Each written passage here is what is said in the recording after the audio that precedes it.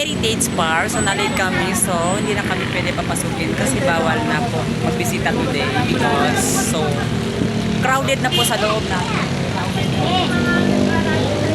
Ayan si nanay. Galing pa ng Calamba si nanay. So, ako naman ay galing ng Batangas. Pwede kayo sa labas. Galing sa po sila ng probinsya. So, pinuntahan talaga si Nora Honor. Si Superstar. Kasi doon isa kapasok today. Kasi bawal na. Dami nang nag-drop, oh. Ayan. Sabi nga, ako nga, joyride eh. Ayan, marami nag-joyride. Bisita sila. Ayan si nanay, oh. Galing pa ng Calamba si mother. Kaya nga ako, Valenzuela. Ako naman galing pa ng Batangas, pero hindi daw pwede. Alam mo ba nag-joyride ako?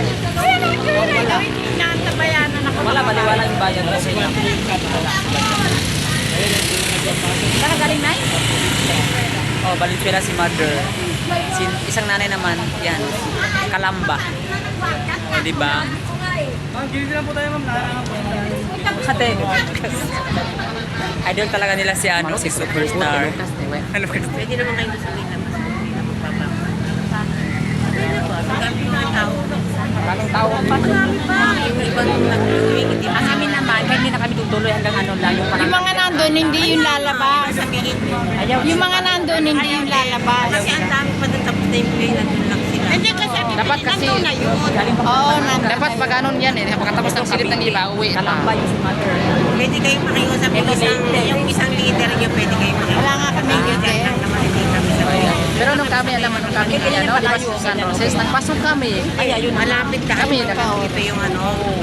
Gabi na yun, alas 10. Yan, ipopost ko sa Facebook. Ito nga, Idol ko si ano, tipid naman ang oras, Galing pa into ng four na. Batangas. Masabay-bayan. Hindi kasi kahapon. Wala naman namin silang tawag ng tangkala. Agoy, agoy. Katapos ko lang nun ng high school. Wow! Idol ni Matanda mother. lang ako ng 3